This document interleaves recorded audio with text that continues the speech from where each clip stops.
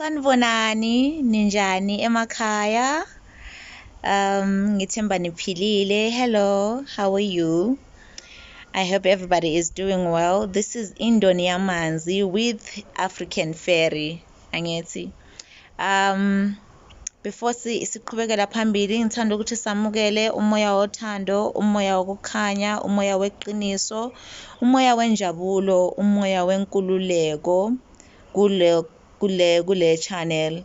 Singakaqhubekeli phambili, wonke umuntu omamele lana uzosuka inhliziyo yakhe ikhululekile, inhliziyo yakhe inokuthando, inhliziyo yakhe igcwele ukuthula, and uzokwazi ukuthi uqhubeke kanjani ngempilo yakho kulokho okuxakileyo, uqhubeka kanjani. Lokho engizokukhuluma lana kuzoletha ukukhanya empilweni yakho, akusuke kulethe ubudlwangudlwangu, awusuke usuke lana unokusaba. Le channel le ayinakho ukusaba. Umuntu onokusaba kuyashabalala ukusaba ma uqeda ukumamela okukhulunywa kule ndawo. Angithi kunjalo ngoba kunjalo. Siyabonga.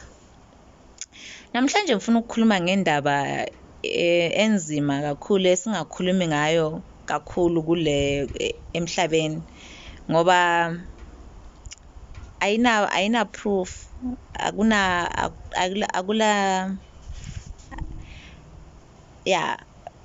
proof, angazi proof yini,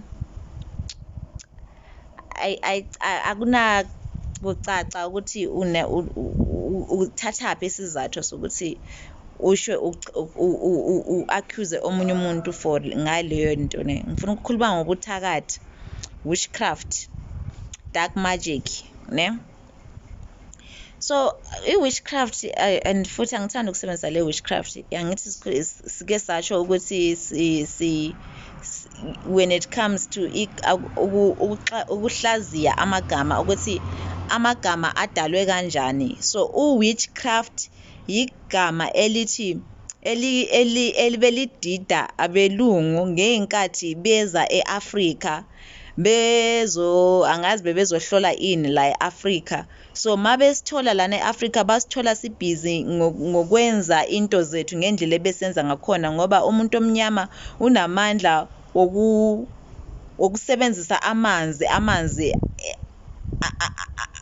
ngamandla, okusebenza ngamandla amanzi. Umuntu omnyama unamandla okusebenza ngamandla omlilo. Umuntu omnyama unamandla okusebenza ngamandla omhlabathi wezihlahla. Umuntu omnyama unamandla okusebenza ngamandla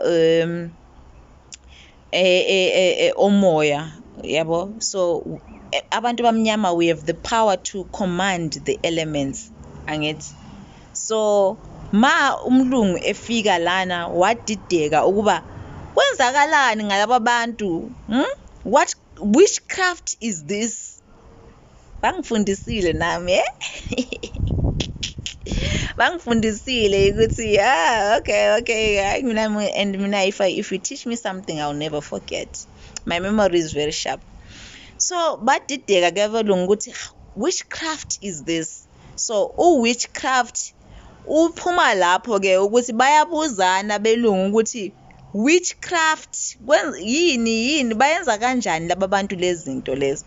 Kodwa kahle ukuthi witchcraft akuchaza ukuthi you are now doing into embi, kodwa maso wenza i-dark magic yikho la sokuthi wenza ubuthakathi khona, because uyakhona ukusebenzisa ama-elements to do the right thing, but we no longer see it because i-witchcraft abantu ngenxa umlungu sekathe witchcraft, then kwabonakala ngathi ukuthi witchcraft ukuchaza ukuthi ibuthakathi or izangoma seziyenza ubuthakathi or inyanga yenza ubuthakathi.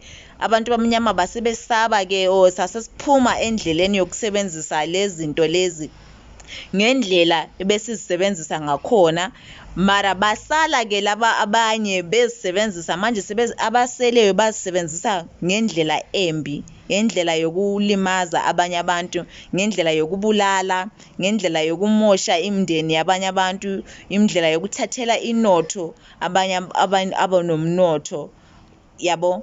So abasekho or angazi or basakhona abasasebenza nge-light magic, ngoba kune-dark magic, kune-light magic. Abe-light magic baletha izibusiso empilweni zabantu, or maybe yilaba abathi abagidela imvula ukuthi kune drought, angithi kwisikhathi imvula ayinethi, then kukhona abakwazi ukuthi bayibize kanjani imvula ukuba inethe, and that's good, angithi that's for the good of the land, that's for the good of the people. So kunjalo kuningi okwenzakalayo with the elements which is supposed to be working for our good, but manje mostly abantu sebefuna ukuthi sebesebenzisa uzontu sekashaya omunye nge-lightning eLimpopo leyo, uhamba kanjani, wazokushaya nge-lightning, wazokushaya ngombane lapho abantu sebesebenzisa lezi zinto ukulimbazana, but it was not meant to be like that, angithi. So namhlanje ngifuna ukukhuluma kabanzi ngayo le witchcraft, ukuthi i-witchcraft isebenza kanjani, ubuthakathi busebenza kanjani, njalo ungazivikela kanjani ebuthakathini. Singakaqhubekeli phambili, leyo mlayezo engiwukhulumayo ayisiwo wayo wonke umuntu, akusiyo wonke umuntu ozobhenefitha, ozothola ukukhanya lana. Ngabe nje ngikhuluma nomuntu oyedwa nje lana, angithi. So wena thatha lokho ozwa kuhambisana nomoya wakho, ushiye lokho okungahambisani nomoya wakho, angithi. So this message might not resonate with everybody, so just take what resonates with you and leave what does not, ne? So I was still saying that witchcraft comes from when the white people or the white settlers came to Africa, or they visited the African lands, not only Africa, because Africa is not the only place where there was black people. Black people are all over the world. They occupy quite a number of places all over the world where they are indigenous people, or the people of the land, ne? So when they saw African people practicing their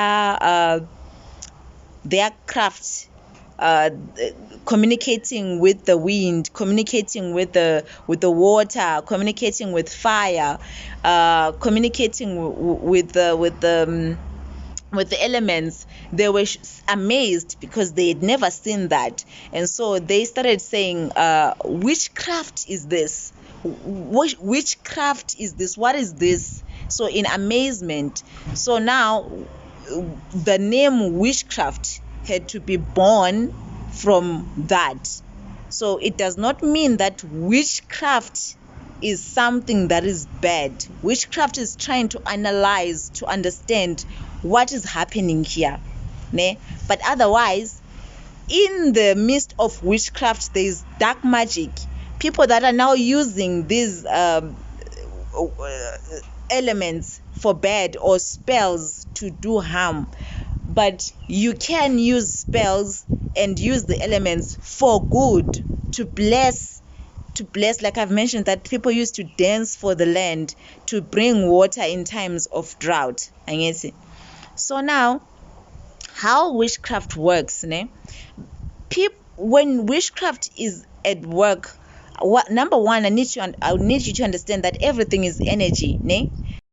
Okay, I ran out of storage space, but I'm back. Okay, so I need you to understand that yonke into ingamandla, ngamandla, nami ngingamandla, nawe ungamandla, ne? So that's why I always say ukuthi we are magical creatures. Nje, as human beings, sihleli lana, we are just magicians. You are a magician. Whatever you set your mind to do, you can achieve. That's magic. Whatever you tell yourself that you can do. That's just magic.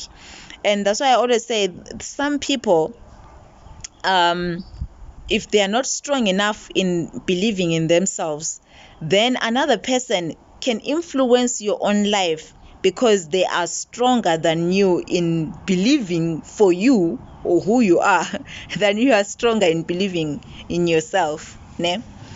So let me tell you how. Okay, so for me personally, I was meant to have died or passed away last year in October, because bekunabantu abebengihlasele bafuna ukungibulala ne because of their own devious thinking. I don't know, yazi ukuthi abantu benhliziyo zabo bavele benenhliziyo ezimbi nje abantu, kodwa nje bekumele ngibe ngishonile last year, mara uNkulunkulu or umdali wathi cha, not lona, hayi ngalona lona, no. So ngizolitshela ukuthi nginqobe kanjani mina ukuthi ngize ngikhona ukunqoba ukuthi ngingashoni, bekumele ngibe ngishonile. It all began when I was a teenager, when I was visiting my mom's church. And when I was there, I think I was around maybe 14, 15, thereabout. And a prophet, a man, a prophet stood up and started prophesying on me. And he said that there was a dark cloud that was over my life. There was a dark cloud that was set over my life, that I should never amount to anything in life. I'll never find work. I'll never get married. I'll never, yeah. That's just as the whole sum up. Well, I was very young, but I remember that prophecy. I remember very, very well. So ngithi kwaqala ngiseyingane, ngenkathi ngiseyingane ngivakashele uma wami esontweni yakhe, and then kwaphakama lo mfundisi prophet yathi kimi kuneyezi elifakwe empilweni yami, ngaphezu kwempilo yami, ukuthi ngingabi lutho empilweni yami. Angisoke kunomuntu owafaka iyezi lokuthi ngingaphumeleli empilweni yami, ngingabi nendoda, ngingabi nomndeni, ngingabi nalutho oluzongenza umuntu nje empilweni yami. And then kusukela lapho nje ngangithola nga-ignora mina leyo nto, ngayitshela ukuthi hayi laba bantu bayahlanya laba. Yabo, ngathi hayi mina angizingeni lezo, yabo. But then mangisuka lapho ke impilo yami ngaqhubeka ngaya esikolweni, then I forgot all about that. And then years later I found myself in a Christian community church, in white people, my brother says peach people, in a white people church. And then they start telling me that you were sacrificed. There's something that wants to kill you, because this is after I've made a commitment to follow God wholeheartedly with all my heart and being. Like, I no longer make decisions from my own mind. I'm now following my intuition, what God is saying. I'm now listening to discernment 100%. When I go to this church, I listen to my discernment says I should go to this church. I go to Liberty Church, and they tell me that you were sacrificed, and now that you want to follow God full swing, this thing is demanding what was given to it, because you belong to it. So now it wants to claim your life. So they pray for me, but obviously these things take a lot to break. A generational curse, breaking a curse of death, like being sacrificed to something, is not an easy thing. Later on, I go to another church where I'm told also that there are people who are angry about the decisions that I've made to follow God with all my heart and leave everything, and they want to kill me now. So now I was meant to die. Like the last I heard was that the church that I was going to recently was saying that I'm supposed to die last year, October 2025. I was supposed to have gone, to be dead. But here I am. So that's why I'm doing this video, to let you know that how does witchcraft work and how do you overcome this witchcraft. this ubuthakathi lobo busebenza kanjani futhi ubunqoba kanjani, angithi. So bekumele ngife vele, bekumele ngoba laba abantu ababenginikezile ukuthi lento leyo kumele banike inotho beyikwatile ukuthi lo muntu lo elinginikeze yena manje sekathi yena sekafuna ukuphila impilo yakhe aye entweni ukulandela uNkulunkulu umdali wakhe, ngoba bekungayisiso sivumelwano leso. So bekumele ngife-ke, kodwa angifanga nawo, ngiyaphila manje. So yikho ngithi nami ithi ngitshele omunye maybe naye unenkinga efana nale engidlule kuzo, azi ukuthi ngithini. And yabona ngendlela engibukeka ngakhona manje, bengingabukeki ngale ndlela engibukeka ngakhona manje. I'm still recovering. This is not the best that my God can do. God is still restoring me, restoring my beauty, restoring my body after what I went through. And it's so ngifuna ngizolitshela first ukuthi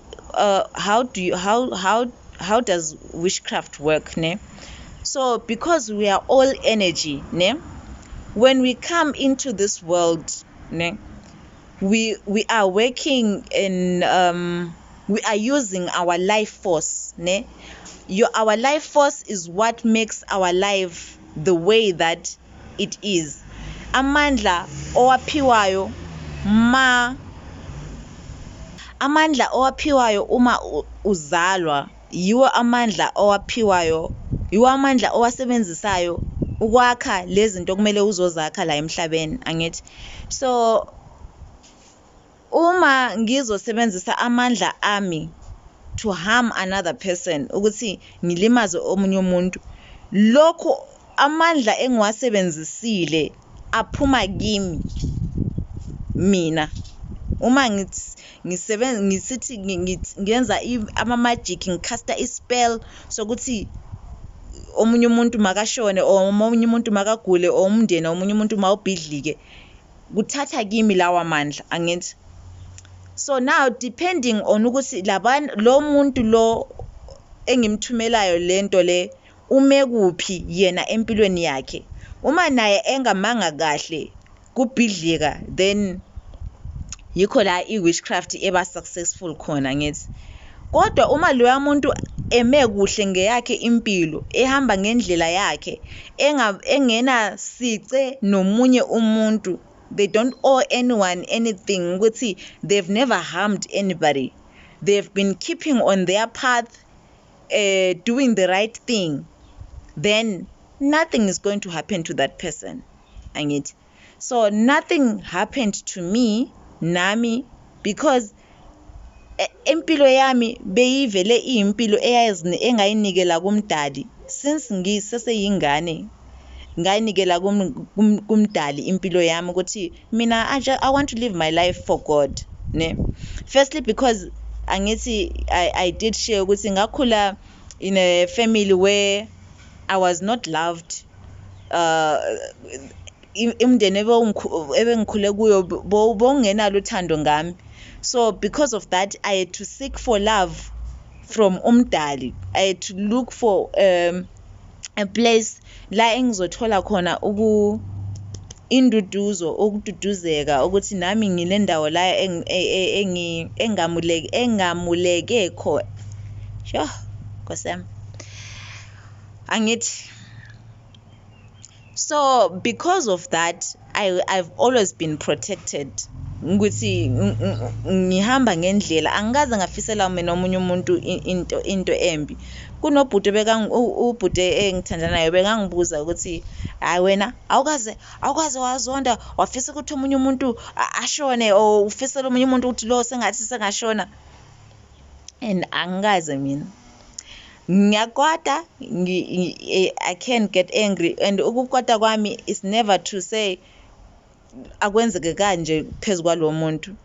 I just cry ukuthi why would umuntu do something like that to me, ne? And that's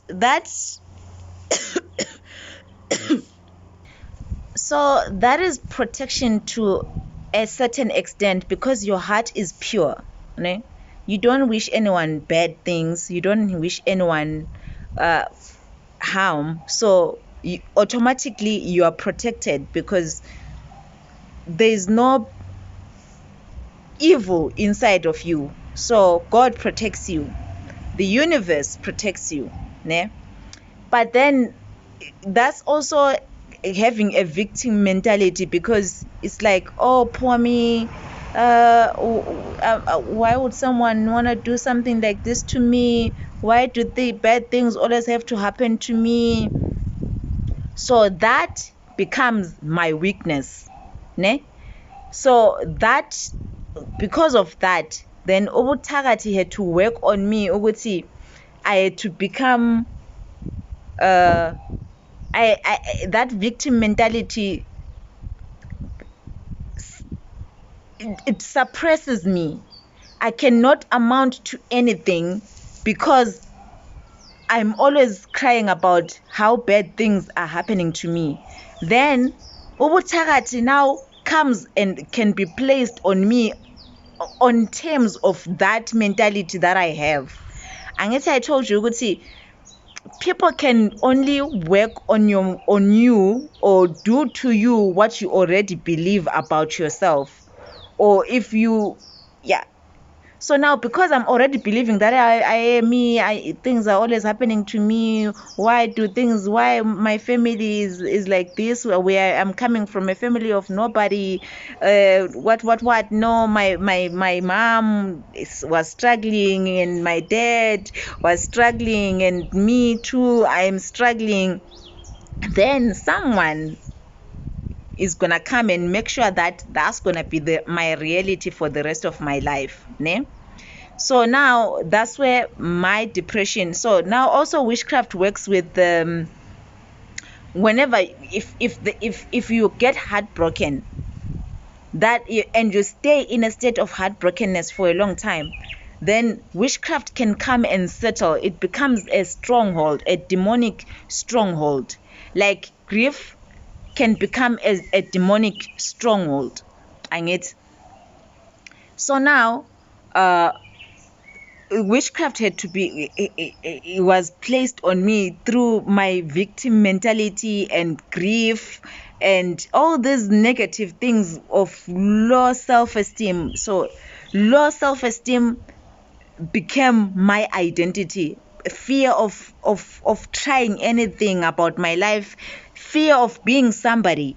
And then now when my dad passed away, and that heartbreak, and the people, those ones that were doing ubuthakathi, put that thing ekhanda lami ukuthi lo vele uzohlala ecabanga ukuthi unguno one and uzohlala heartbroken impilo yakhe yonke.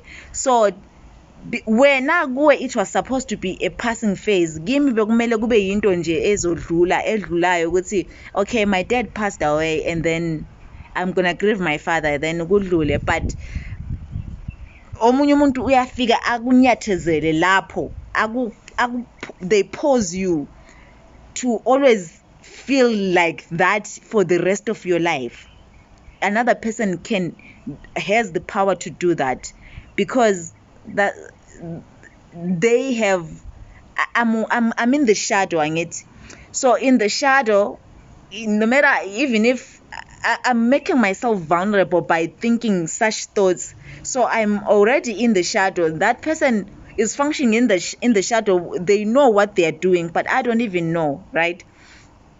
So that's gonna bring me to part number 2, to say that my people perish because of lack of knowledge. Abantu bami bayabhubha ngokuswela ulwazi, ne? So uma ungazi uzoshona, uzobhubha, because you don't know, because the laws still apply whether you know or you don't know, ne? So just because you are going to church, akusho ukuthi is going to break the curses that have been placed over my life. Ngoba bengiya esontweni and bengihamba esontweni with inhliziyo yami ivulekile, like my heart was dedicated to working for God with everything.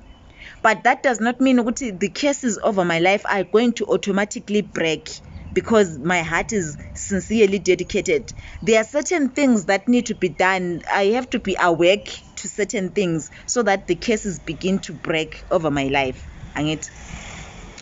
So let me finish. This video is gonna be a bit all over the place because I don't know nokuthi ngichaze kanjani lento le. So ngifuna ukuthi ngichaze ukuthi how did I survive. Angithi ngishilo ukuthi bekumele ngishone mina by last year October, angazi gore bese ngishilo because I had to delete another video where I'd recorded a lot because I felt like it was too much and I don't think I'd said what I wanted to say clearly. So I was meant to have passed away last year October from labo abantu abasebenza nge-dark magic, angithi. So kulezinto abazifunayo kimi that they thought they could take through killing me, angithi. Kodwa mina ngase bese ngivukile, uNkulunkulu sengiqalile ukungibonisa indlela ukuthi iya kanje manje dark right now, okay, rise up now. So now I was more awake and now discerning and in working in alignment. So what they wanted to do to me could no longer work because I'm now awake and alert and aware of ukuthi kwenzakalani. So I want you to tell you right now, if you are somebody that is struggling or you know ukuthi there's somebody doing some witchcraft on you, or you don't know and you are suspecting, right? The first step is knowing, right? People, you perish when you do not know. Our weakest moment is when we do not know. That's when we are very vulnerable, because if you don't know, you will always expose yourself to something that is dangerous because you don't know. And it's so the first step is to know. Once you know, then you can protect yourself. So once you know, you can protect yourself by firstly remove yourself from the place of danger. Once you know what this is the person that is harming me, then you withdraw your presence from that person, because the reason why they can do what they do to you is because they have access to you. But once you know, then you remove access and then you start speaking against whatever is being done to you. You start breaking those cases. It's not an easy thing. So if you come to know, then I would suggest that you look for somebody that is well vexed in the spiritual path than you. Go to someone that where they can help you. But I want to first clarify this before. Let me rewind a bit. I did say that this video might be a bit all over the place. Please take what you can if there is something that you can take. So how they failed to do what they wanted to do to me. Firstly, I was made aware. Firstly, my heart is pure because I know I don't want to do anyone harm. I've never wanted to do anyone harm. No matter how much I've been angry, mina angaze ngafika endawo esimeni sokuthi ngisengifuna omunye umuntu afe. No, like I feel lapho, like I'm even that person who doesn't want even ukubulala inkukhu vele angikho lapho mina. Even crash ukuthi kune bug endlini or there is a cricket, let me smash it. I'm not there and I can't. So killing to me is something that's very far away from me. So naturally that protects me because my heart is pure. Two, when you now separate yourself, separating myself from the people that are trying to harm me, that protects me, that makes them fail to do me any harm. Three, when I remove the shadows, when I stop thinking that I'm a nobody, so this is my shadow aspect. Not my shadow is not your shadow. So you have to know what is your shadow. So how God helped me to remove my shadow, because I had got to the space where God was saying now, working in the church or working with me through the church has come to an end. Ukuhamba kwakho nami ngebandla sokufike emaphethelweni. Manje sekunenye indlela engifuna uhambe nami ngakhona ukuthi ngikhiphe lokhu okumnyama okungaphakathi kwakho, okwenza ukuthi abantu abayenza izinto ngobunyama bakubambe. Ngifuna ukubonisa ukuthi yini ekwenza ukuthi impilo yakho ibe ngendlela engakhona, indlela ocabanga ngakhona ngawe, eyenza ukuthi wena uthatheke, ubambeke emoyeni ngabanye abantu bekunyathezele phansi. Sengifuna ukukukhipha konke lokho, angithi? So lokho kuhlukile from umuntu namuntu, angithi? So yikho ngithi mina bengingumuntu osabayo. I was even scared to get angry, so I had to believe ukuthi I'm worthy to get angry, angithi? So la ebengikhuliswe khona, bengikhuliswe ngalokhwana ubunzima bobunyama lokho ukuthi okwenzondo. So yonke into ebengikhulise ngakhona mina ngayisaba. So inzondo, ukukwata, ukuziphakamisa, ngoba laba bantu ababengikhulisa bebeziphakamisa bona, then mina benginyathezelwa ngaphansi. So konke lokho kokuthi ngizibone ngathi ngingcono, everything had to be crushed down kimi. So now I had to know ukuthi to get angry there's nothing wrong with getting angry. It's an emotion that I have to feel, ne? So now that's how I had to conquer these shadows, to know ukuthi low self-esteem is not righteousness. So I had to bring myself up in every way, to love myself, because I didn't have love for myself, because bengikhule ngizondiwa. So nami bese nginokuzizonda, yikho bengihlala ngithi I wanted to kill myself for a long time. I would have these strong feelings ukuthi ngifuna ukuzibulala ngoba bengizizonda mina, ngoba nami ngikhule ngizondiwa, angithi? So now uNkulunkulu besekathi ngifuna ukuthi ukhiphe yonke lento le eyenza ukuthi laba bantu abayenza izinto ngobunyama, i-dark magic, bakhone ukukunyathezela phansi. Ukukubulala ngeke bakhona ukukubulala ngoba wena vele ukubulala akukho ngaphakathi kwakho.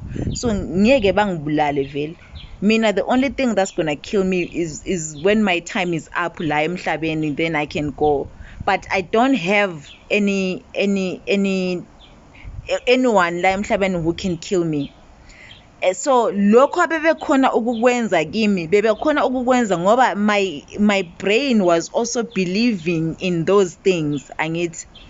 So now you cannot kill somebody who is pure-hearted and then who also knows who they are. They know who they are, and who is also aware of what you are doing, of who you are, you. So you cannot kill that person, because one, they have protected themselves through their living. Impilo yami, choosing to do the right thing all the time. Ngoba mina I'm that person who's always wanting to do right all the time. Just by simply being a person who wants to do right all the time, that's an automatic protection over you. So it's not about saying I'm a Christian, but then you say, God, I'm human. You do things and then you say, no, but I'm human. No. So it's like mina, the moment, like when God said to me, come out of the church, ne? Now I want to walk with you in a different way. Phuma ebandleni ngihambe nawe ngendlela esengifuna ukuhamba nawe uwedwa manje. Wathi kimi umdali, yabona lo muntu lo umlandela esontweni uthi wena you are a Christian, ulandela uYeshua. Manje sengifuna ukuthi unyathele enyaweni zakaYeshua without wavering. Manje sokuyisikhathi sokuthi uphile ngaleyo ndlela whether kubuya ini noma kubuya ini kuwe, ngiyathela enyaweni zaka Yeshua, zaka Jesus, undeniably. No excuses zokuthi I'm human, but God, you know me, I'm human, I'm human. No, feel the emotions ma ukuthi kubuhlungu, kodwa ungaphindiseli, ungabi nomona, ungabi nenzondo. Qhubeka ngendlela uzazi ukuthi ngubani, ungazibuyiseli phansi, ungazinyathezeli phansi, ungaziyeyisi wena. Ngifuna ukuthi uphakame ngamandla akho engunikeze wena. Ngiyathela ngalezi nyawo zaka Yeshua ngempilo yakho wena, phila ngaleyo muntu. That's why ngihlala ngithi I've been worshiping as a Christian esontweni. I don't understand Christianity because abazalwane baphila impilo engathi bafuna uku-actor, bafuna ukwenza engathi oh yeah, ukuba yi-Christian you-actor. Salvation means turning around, a complete turnaround, changing the way that yikho kunela maculo okuculayo ukuthi the things I used to do, I do them no more, because you are a complete turnaround. You don't have excuses ukuthi no, but the flesh is weak, the Bible does say that the flesh is weak. So now my walking exactly like Joshua protects me. So you cannot kill somebody or you cannot harm somebody who is walking in light with a pure heart. So that's how my life was protected, through walking in complete alignment with the values of Christianity. If I'm saying I'm a Christian, it means I'm walking like Christ. It means that I'm saying that I'm walking like Christ. So I become Christ myself here on earth. No matter what comes my way, no matter what they throw at me, I stay on the path of Christ. So uma uNkulunkulu ethi phuma ngihambe nawe, wangilethela umuntu ukuthi yabona lo muntu lo ngifuna uhambe naye lo muntu, and bekungumuntu wobudlelwano, a romantic relationship. Ngahlangana nalo muntu we-romantic wokujola naye ne. So kunomfundiso in my past church ubekathi kimi not kimi, ubekasitshela ebandleni ukuba ngenkathi ahlangana nomfazi wakhe uNkulunkulu washo kuye ngqo ukuba man is your wife. So nakimi ifike kanjalo lento lokuthi nangu lo muntu lo ngikhethele yena ukuthi nihambisane lisizane kule ndlela le. Kodwa lo muntu lo ubephuma ebudlelwaneni nomuntu angasazwani naye, kodwa ngesikhathi lo muntu lo esebona ukuthi mina sengifikile ukuthi ngizwane nalowo muntu, wajika yena wathi wafeza ubudlwangudlwangu. Kodwa umdala athi lokho lakho kubhaliwe, ngifuna kube kanjalo, ngimfuna abuye loyo muntu lana azoyenza lezi zinto zakhe. Ngifuna ukumveza ukuthi ungubani yena, ngifuna ukuthi izenzo zakhe azifihlayo ziphume obala. So bengifuna ukusho ukuthi kona ukuthi into edinayo, engidina kakhulu ngobuthakathi, yikuthi laba abantu bashaya inja bafihle umphini, abaphumeli obala izenzo zabo, abafuni ukuthi abantu bekwazi ukuthi bayazenza. Yabona utsotsi maye ezobuye ezokushaya, at least you have respect sokuthi ngutsotsi uze mathupha. Mara laba bayenza izinto ensitha le emoyeni, bayangidina kabi ngoba bazofuna ukukuhlekelela. So that's the part ebengifuna ukusho ukuthi it's important ukuthi wazi ukuthi you have discernment, uthandazela umbono ukuthi ukhona ukuboniswa ukuthi who is doing what in your life, why are things happening the way that they are happening in your life. Because abantu bayabhubha ngenxa yokuswela ulwazi. Abantu bayabhubha ngenxa yokuswela ulwazi. So uma ungazi uzohlala uziveze uziveza endaweni okungamelanga uziveze khona, and lokho kuzobangela ukuthi ugcine ubhubha ngenxa yokuthi awazi, angithi. So abantu laba bayenza ubuthakathi bathanda le ndaba yokuthi akula muntu obabonayo, awubaboni, ababoniwa ngumuntu, and ngoba ababoniwa ngumuntu akukho muntu ozobabiza ukuthi hey wena yeka lento yakho yenzayo, hey wena yeka lento yakho yenzayo. So iyangidina lokho. So yikho kungenza ngenze le video leyo ukuthi makuphumele egcekeni lobuthakathi lobo. So uma wena ulandela le ndlela le engikhuluma ngayo, if you are following what I'm saying, you stand a strong chance to reveal the witchcraft that is happening over your life, which is going to cause laba bantu abayenza leyo witchcraft or abayenza lobo buthakathi ukuthi bawele phansi, izenzo zabo zivele obala emphakathini, angithi. So awudingi ukuthi wena nawe uyoshaya wabo back to sender udinge nawe ezinye inyanga ukuthi no, ngokuphila kwakho nje wena uyamfeza umthakathi ukuthi nawo umthakathi ngendlela wena ophila ngakhona, as long as ugcina inhliziyo yakho imhlophe, ulandela indlela okumele uyilandele yokwenza izinto ngendlela okumele uzenze ngakhona la emhlabeni. Uma kumele ulandele indlela yakaYeshua, ulandela indlela yakaYeshua, leyo efeza ukuthi ubumhlophe ubunzulu bakho bunjani enhlizweni yakho. Uyamfeza umthakathi ngekuphila kwakho wena. Ma uziphakamisa uzazi ukuthi ungubani. Uma bewungumuntu onomona, ukhipha umona lowana ngoba bayakuthiya ngalo moya. Angithi bathi kini, bathini zithiwa ngezukudlayo, angithi. If you're going to fish, what do you use? You use the worm, angithi, because the fish is the worm, and then that's how it's gonna get hooked.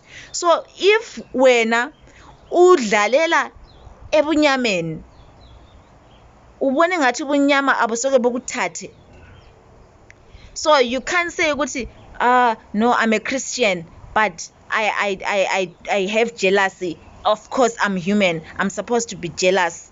Or I'm a Christian but I get angry. Of course I get angry. I'm a Christian kodwa nginobuhwaba, I have greed. I'm human most. Oh, of course I'm a Christian kodwa I judge. Of course sonke singama humans, we judge. You are putting yourself in a very vulnerable place when it comes to laba bantu abayenza i-dark magic, because zithiya ngezikudlayo. If you have one foot in laphaya in the dark, they can snap you, bazokudonsa ngalelo nyawo lolo that you put inside in the dark side. They will donsa you with that foot. So your best path is to follow the path to the T, indlela elungile to the T. And I'm not saying ukuthi be perfect. I'm not saying be perfect. Uzofikelwa is feeling yokuthi I want to judge this person. But cleanse yourself after you've realized ukuthi you were judging. Ask for forgive yourself. Forgive yourself ukuthi yazini lapha ngimjudgile lo yamuntu lwana. Oh wothi ayilwana naye isiduphunga. Oh uNkulunkulu ngiyacela ukuthi ungixolele, ngiyazixolela ukuthi ngiyeyisa abanye abantu, mina angikho ngcono. And then tomorrow do better. So I'm not saying ukuthi you are going to be perfect. You are going to feel emotions, you are going to get angry. But feel the anger. Let the anger pass. You are human. Your emotions are what makes you very, very much human. And your emotions are what shows you the path. Yes, no. Yes, no. Choice. Your emotions lead you to your choices. So you are not going to be perfect. Vele no one is perfect. I am not even perfect, Lana. But the path that I go through, the experiences that I go through, they help me to know what is right and what is wrong for me. Because omunye umuntu uyazichuzela ukuthi ufuna ukuhamba kanjani, ufuna ukuhamba ngendlela iphi, angithi. So uma wena sowuzigezile, angithi, you have purified yourself, uhamba ngendlela, uyaziphakamisa, you don't think you're better than anyone else, and also you don't think ukuthi you are a nobody. So you hamba ngendlela, uyaziphakamisa, awuboni ngathi ungcono kunomunye umuntu, and futhi awuziboni ngathi wena awusoyize neze. You have to balance. So izinto kumele zibe yi-balance, ne? So okwenzekayo lapho ukuthini, ma umuntu sekazo efuna ukwenza izinto zakhe kuwe, like trying to hook you, you won't be hooked, because there is nothing that testifies your name ngale abazama ukukubiza khona, abazama ukukuthiya khona, angithi. So you have purified yourself, right? So this is what happens now. Wena, this is where this karma word comes in. So umuntu is going to be trapped by their own karma. So if they try to do something to you, and when you are pure in heart, and you don't think less of yourself, or you don't think you are better than someone else, nothing is going to happen to you. And so what happens, there is a bouncing effect. Remember, it's energy. They sent something, so it's going to bounce, but there's nothing on you, so it bounces, and then it's going to go back to the person who created it, because it has no place kuwe. Kodwa uma wena une something, une sice, maybe you also did something to someone, or you hate someone, or you are jealous of someone, then whatever that person sends is gonna land on you. Kuzoyenzeka kuwe lokho abafuna kwenzekale, ngoba nawe unesice nomunye umuntu. So keeping your heart pure protects you. So mina, nothing could be done on me, because I keep my heart pure, and I don't wish anything wrong on anyone, and I don't think I'm better than anyone. And now I know that I am who I am, and I honor myself. I love myself. I love myself so much. So there is nothing that anyone or ufuna ukwenza into ezimnyama can do to me. The only thing that you can do is bless me.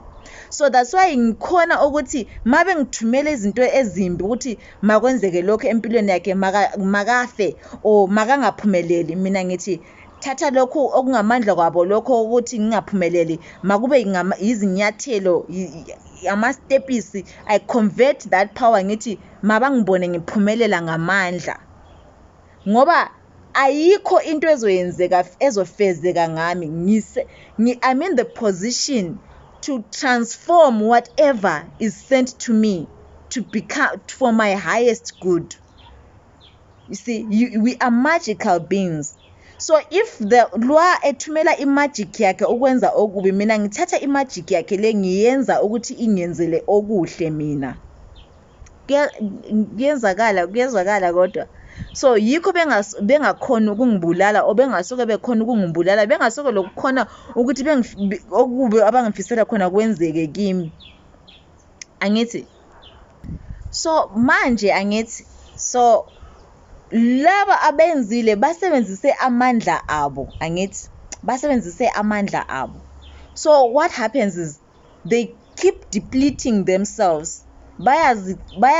Bayavuthuka bona ngoba basebenzisa amandla abo to harm me, but I'm not harmed. So they start getting depleted bona that side, because ma sizalana emhlabeni omunye nomunye, you use your own life force. So also uma mina ngingumuntu ogcina inhliziyo enhle, a pure heart, and ngiphila ngendlela eqondile, ngilandela indlela eqondile, on top of that I help other people.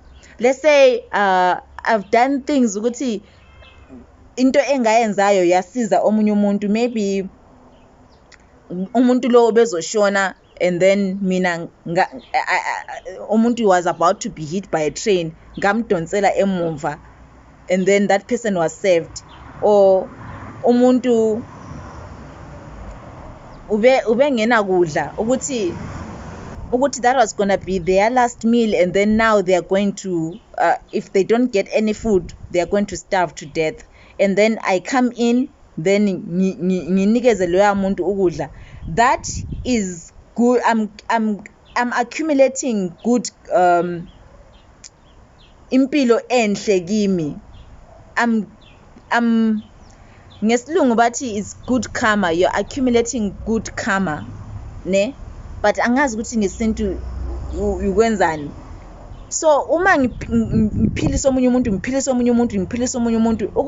omunye umuntu ukuziphilisa mina, angithi.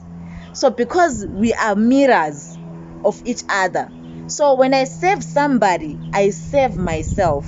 But if I kill somebody I kill myself. Do you understand how this works? Ne? This is just the law of the universe, how God works. That's why I keep saying everything is just one. Ne? Everything is one, and we are all mirrors of each other. So mina uNkulunkulu uvame ukungisa because I've accumulated a lot of good karma saving people. uNkulunkulu uyakhona ukungithumela endaweni esigodlweni sika Sathane la okubulawa khona, kodwa angisoke ngife la engithunyelwe khona, ngoba lo sengiphile impilo yami ngisindisa impilo zabantu to the extent ukuthi ungazuzame kanjani ukungibulala angisoke ngife. So ngesikhathi uNkulunkulu ethi philisana nalo muntu lo ngifuna lifeze liyefikisana liphilisane likhiphane the shadow elements, likhiphane lokhu okungahambisani nani. Mara lo sisi lo obekajula nalo muntu wabuya waqala ukwenza isiphithiphithi le ekudlelaneni lo, waqala ukuthumela izinto ezimbi. uNkulunkulu wathi kimi vele ngifuna akwenze lokho, and wena ngikulethele lapho lo ukuthi ngifuna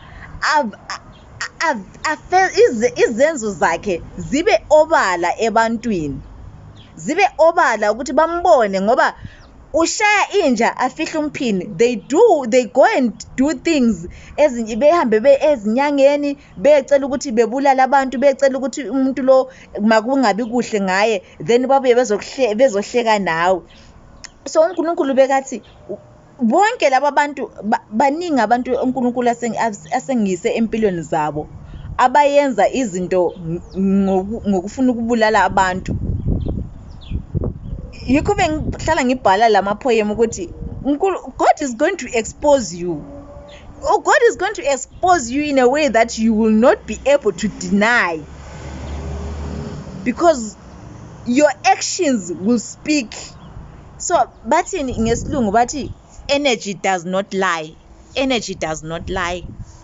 So uNkulunkulu uzokuveza. So mina uyangifaka laphayana, uNkulunkulu uyangithatha engifake esimeni esiyingozi, ekwazi ukuthi ingozi ayisoke yenzeke kimi, ngoba mina ngivikelekile ngendlela engiphila ngakhona, ngendlela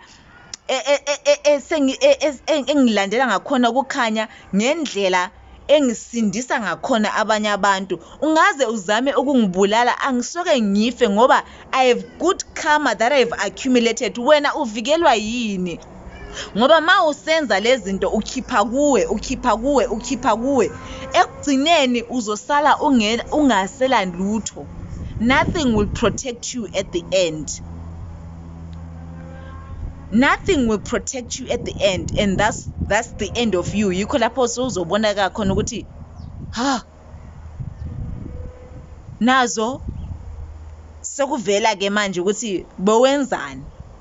So ayikho into ozoyifihla la emhlabeni, and uNkulunkulu unabantu bakhe azobasebenzisa to expose who you truly are.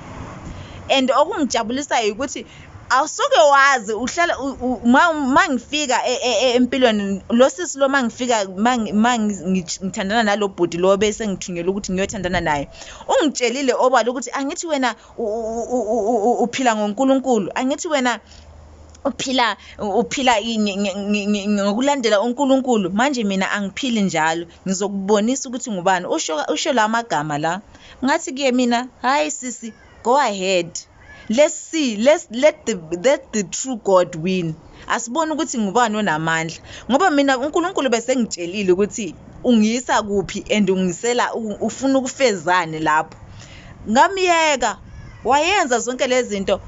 What uNkulunkulu ekuqaleni ubekabona ngathi into azenzayo ziyafezeka, ngoba ungishaye ngesichitho, wachitha lobudlelwane bami, wachitha izinto eziningi empilweni yami. uNkulunkulu uzokwenza ngathi ubone ngathi uyawina, kathi usazoya phansi, ngoba ukhipha emandleni akho. Mina ngilandela indlela kaNkulunkulu. uNkulunkulu uthi yenza kanje.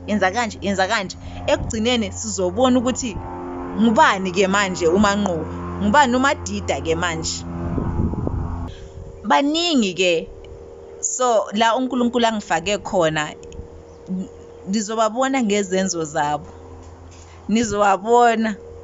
zabo, namanje mabe ngibhekile bazukukwata okungaphezulu kokukwata, ngoba bebengazi ngesikhathi bengihlasela, bebengazi ukuthi ngingubani. So amandla omuntu against umuntu, ma esilwa nomuntu oyenza izinto ngobunyama, amandla ngeke ulwe nothando. Uthando will always win. Inzondo nothando, uthando luzohlala luphezulu. Anyone who functions in the dark will always lose when they are fighting against love. Mina, I have never had hate for anyone empilweni yami. Mangibona umuntu, I always want the best from umuntu, even wena ongifisela ukubi. I always wish ukuthi uNkulunkulu akwambulele to see ukuthi impilo akumelanga ibe njalo. So angeke uwine wena over me, because mina vele ngihambisana nomumo wezulu, ngihambisana nomumo kaNkulunkulu. I am love. You cannot win against love. And uma uzama ukulwisa ubudlelwano bami lo muntu engithandana naye okwamampela, wena ufuna lo muntu lo umfunela imali, or umfunela izinto, or umfunela ukuthi wena ufuna ukumsebenzisa, awusoke uwine. You won't win against love. You cannot win against light to those that are functioning in dark magic. I'm telling you this so that you can stop whatever you're doing, because you are depleting yourself. Uyazidla wena, ubone ngathi uhlakaniphile kodwa awuhlakaniphanga, because you are taking from yourself, and you cannot win against love. Love will always win, because this is how this world was functioned to work. It's God's world. It's the universe. Everything belongs to God, and God is love. Everything is love. So if you are going to fight someone who functions 100% pure love, you will always lose, and you will lose your life at the end. So be careful on how you are leading your life. So this is how I'm still alive. Love protected me. Love makes me win. Love preserves my life. The love of myself and the love for other people. So there was a time when the things that they used to do to me used to work. But hear me, listen to me when Mlalelo who's not doing ubuthakathi. The only reason why those things used to work on me is because I did not know. Yikho ngiqale ngithi ivesi leya ibalulekile ethi my people perish because of lack of knowledge. Abantu bami bayabhubha ngenxa yokuswela ulwazi. So ngenxa yokuthi bengingazi, nami bengizisondeza ebantwini okungamele ngibe ngizisondeza kubo, and uma ngibathemba kimi ngibavulela inhliziyo, ngibayembesa ngothando lwami. Uthando lwami luba yimvikelo kubo. So if you keep exposing yourself to somebody who's harming you, that love that you have, because you are love because you keep your heart pure, Now because you don't know ukuthi this person is plotting against you, this person is harming you behind your back, they are making sure that you never amount to anything behind your back, but at the same time when you're like, I love you, it's like having that friend ube nomngane lo or a friend who's always laughing with you, friend. But at the bank they're like, eish, lo naye yazi ungidina kanjani, uvele ngibangele isicefe. If you do not know the true intentions of that friend, you will never, you always protect that person because awazi. But once you know, then you protect yourself. So when you remove yourself, then when you are now aware that this person is not good for me, then you remove yourself, then your love, because your love protects people. So when your love no longer protects that person, then the true nature of that person will be exposed. Is it clear? Niya understand ukuthi ubuthakathi busebenza kanjani? And then kulabo abayenza lo buthakathi, abayenza lo ukubulala abantu, ukuthatha impilo zabantu, sacrifice abantu. You cannot just ubone umntwana abantu just because you know ukuthi ngikhule kanjani, or even if you are the one that raised me, you do not know ukuthi what awazi ukuthi ngivikelwa yini mina. My bloodline, as much as I inherit this generational curses, there is also generational blessings that I inherit. And ama blessings la engiwatholiyo ngilezibusiso ukuthi kunokubi engikutholile, or izenzo ezimbi engizitholile kulabo abantu engizalwa kibo, akuchaza ukuthi yikho kuphela lokho engikutholile. Kunezibusiso futhi ezisegazini lami. Lezi zibusiso zizwa nemvikelo. So ungadeleli umuntu ngenxa yokuthi wena uyazi ukuthi ukhule kanjani or umkhulise kanjani, ngoba you don't know what protects umuntu. Awazi ukuthi yini emvikelayo loyo muntu. Above and beyond ukuthi umuntu uphila kanjani, how they are living their life to protect themselves, there are higher powers that back this person, especially when a person is following the right way. Uvuselela kakhulu laba abantu bakini labo abahamba ngokukhanya. Uvuselela kakhulu the spirit of truth to back you up. Uvuselela because God is in many dimensions. So just because they say God and then they say he, you're not expecting to see a man when you're talking about God. God is many different facets. There's so many. We'll cover that also in some other time, so that we break down the God factor, so that you don't go around thinking that God is just a singular thing. This universe is so vast. Lo mhlaba lo umkhulu kakhulu ukuthi ungayenza uNkulunkulu engane into encane. That's why I always say the things of God are not a joke, because awungeke umqedisise noNkulunkulu ukuthi uNkulunkulu unjani. So ungadeleli umuntu ngokumbona ngamehlo uthi lo I can just take this one down. Wena amandla akho nawo ngakho akini abunyama labo ukuthi abakini bebehamba ngobunyama, nokuthi wena ukhethe ukuhamba ngobunyama, but you can never come against the light and the ancestors of light and the spirit of truth and the other spirits that protect the truth. You will never win when it comes to that. So right now, I keep saying that right now we are living in the end times, ne? We are now in the end times. So it means that it's not really the end times. We're saying it's the end times because that's what the Bible calls it. But other spiritualists call it the new earth, ne? In the new earth, it's like we are going back to the beginning, to how things used to be from the start, before things were contaminated, ne? So that means that black people, your powers, or brown people, my brother likes saying we are not black, we are brown people. Brown people, you are going to be able to use your powers the same way that your ancestors used to use their powers. Is coming back, but this all comes back to you after you have healed your traumas. So when I'm talking about generational generational curse breaking. I'm talking about healing your traumas. So God was probing me to heal my traumas with this man, because if your traumas are not healed, they are the people that work in the dark magic, work with the dark magic, they can use your traumas against you. So you have to heal your traumas, break those generational curses, have a pure heart, keep a pure heart, and lead the right path.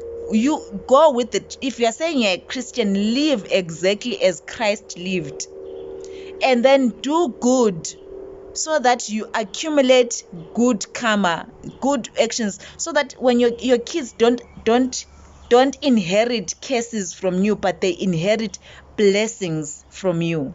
So I do not know ukuthi ama ancestors akho abegayenzani, but you are going to inherit that. So leave good karma for your children, because that's gonna speak for them when they come.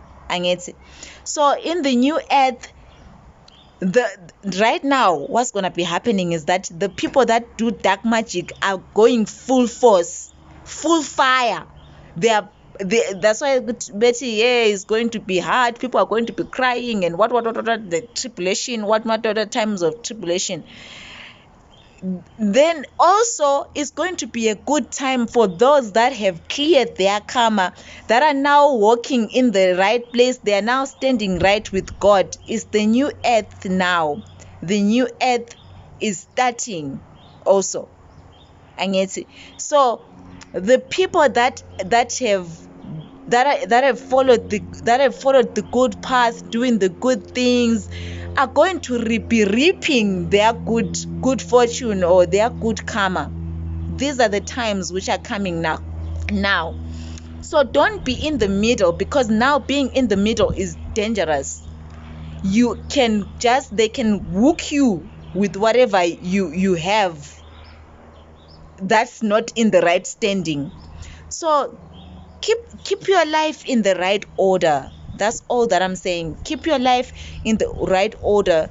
Protect yourself, because the times that we live in no longer allow for somebody to be lukewarm. Doesn't say in the Bible that if you are lukewarm, I'm going to spew you out. So that means that nothing can protect you if your other leg is in the dark, your other leg is in the light. That won't pray. You can't say that, oh, but I was doing this, I was working in the house of God, but your heart was hard. You were jealous, you were angry at people, but you are saying it doesn't work like that. So keep your life in order. Keep your life in order.